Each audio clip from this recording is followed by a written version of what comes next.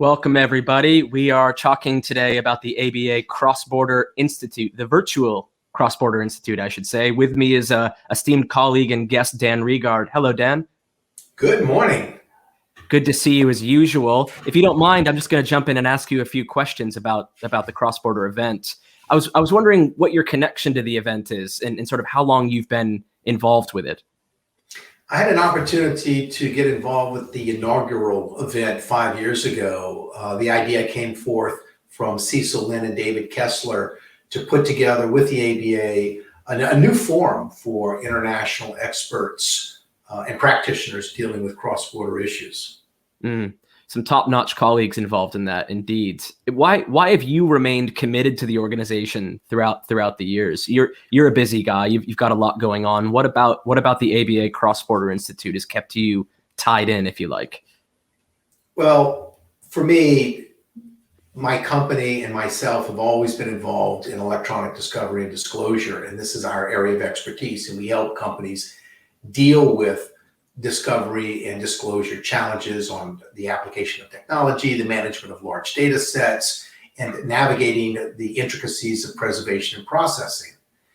With the digital world, these issues have transcended what I consider to be the artificial geopolitical borders of our nation states. And the internet really recognizes no borders. So really, for me, or from my perspective, due to technology and the internet, it is more likely that any case will involve cross-border issues than they won't. And in a world that's going toward globalization, we see more and more companies dealing with some degree, small or large, of data that is across some boundaries, some borders, some set of rules, some jurisdiction. And if you don't have a forum to really get that information in a rapidly evolving body of law and experience, then you're on your own. But instead, when you have the CrossBorder Institute, you get to meet colleagues, you get to hear success stories, you get to hear a few unsuccess stories, and really learn from the experience of others. It's a great area to learn. Great. And sort of a combination question off of the back of that. What are you hoping to take away from the virtual CrossBorder Institute this year? And secondarily, what are you hoping other attendees take away from the event? Well, I hope that my goals and objectives mirror those of others, that we will, one, learn new information and new education about emerging best practices, emerging challenges, changes to the law. And number two, we're going to meet a group of other fellow practitioners that we can use as soundboards, as individuals to call upon to compare thoughts and ideas and plans, to execute challenges that we haven't seen yet, but we will see. So for me, it's both the knowledge base as well as the community.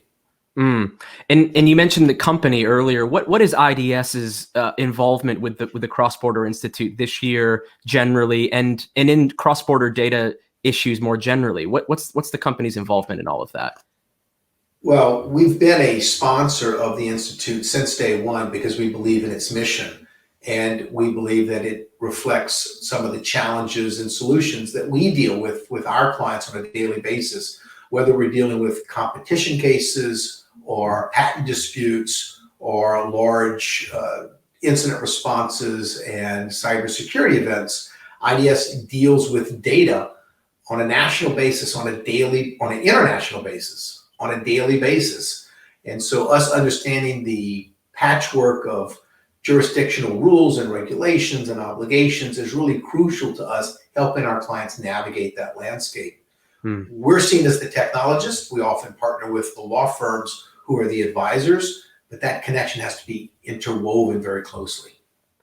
Good stuff, Dan. And lastly, I'd be remiss if I didn't mention this.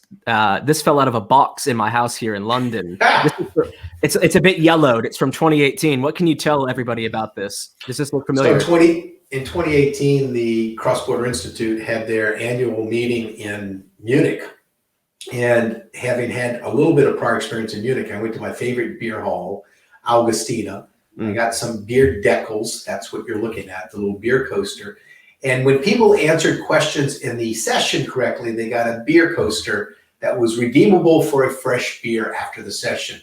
it turned out to be really popular. Mm. Now, this year we're virtual. Last year we were virtual, but we have been postponing our descent upon the city of Amsterdam. And I'm hoping that not only will we get the education in the community this year, but next year we get that plus a visit to Amsterdam, and maybe we can revive some version of the Beer Coaster Challenge. Well, I'd certainly love to see you there again, and everyone else. I would love to see everyone together physically again. It would be lovely. Dan Regard, thanks for your time, and have a lovely day, everyone.